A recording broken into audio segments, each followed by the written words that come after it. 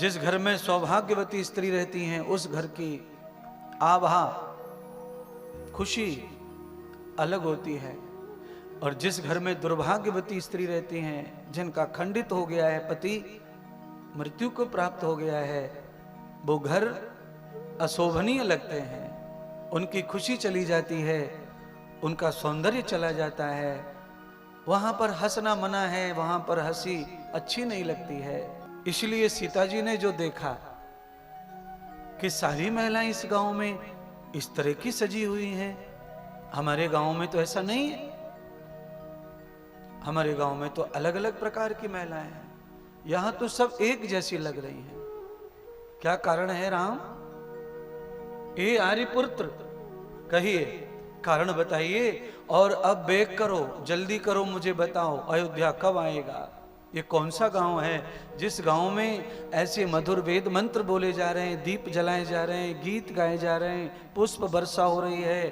तो राम जी ने कहा तुम्हारे स्वागत में ये सब हो रहा है, ये हमारी पहचान वाले लोगों का गांव है, तुम्हें कैसा लगा बताओ?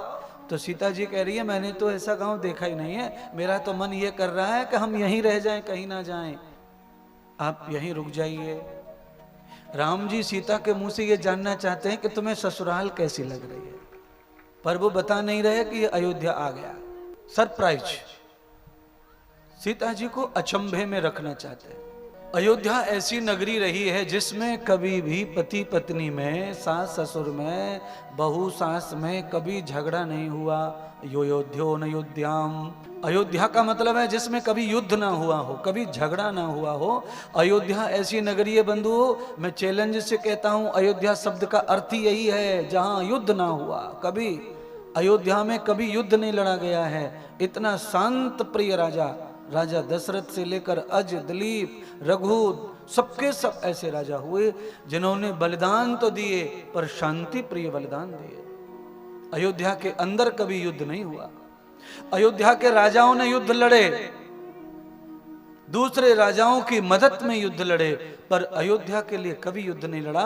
राम जी से, राम जी के पूर्वजों से, रघु से लेकर के बहुत सारे राजाओं से रावण ने युद्ध करने की कोशिश की, पर उनकी जो व्यवस्थाएं देख करके रावण बिना युद्ध के चुपचाप चला जाता था, युद्ध करने के लिए तैयारी करता था, पर उनकी जो व्यवस्थाएं देखता था कि वो किस तरह दुनिया को चलाते हैं, वो किस तरह क्या करते हैं। राजा रघु जो थे ना, राजा रघु के अंदर इतनी तपस्या थी, राजा रघु में इतना बल था कि राजा रघु अपनी वाणी से अगर जो कह दे वही गांव खत्म हो जाता था और वही नया गांव बस जाता था। उनकी वाणी में इतना तप था, रघुकुल रीत सदा चले आई, उनकी वाणी में वो तप था।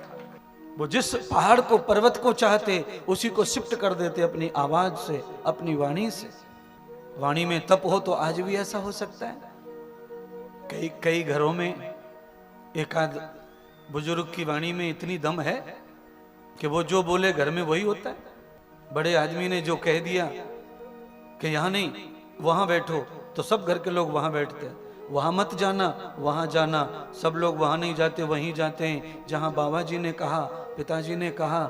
ये भी रघुकुल जैसी वाणी का ही तप है।